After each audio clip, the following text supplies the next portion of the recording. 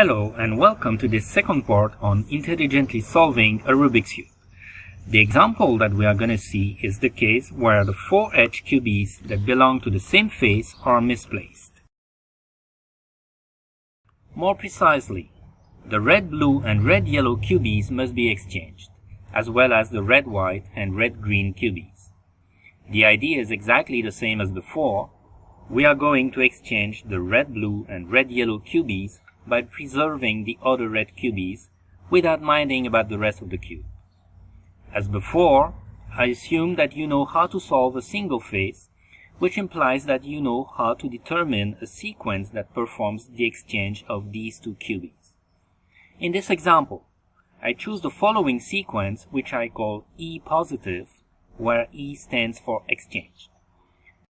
Green negative, blue positive, red negative, orange positive, blue positive, red positive, orange negative, yellow positive, yellow positive, green positive, blue negative.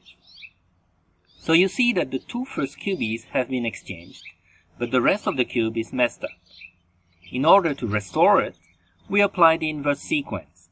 But before that, we are going to move the two remaining cubies that must be exchanged to the position of the two cubies that we just exchanged by doing a double rotation red positive, red positive.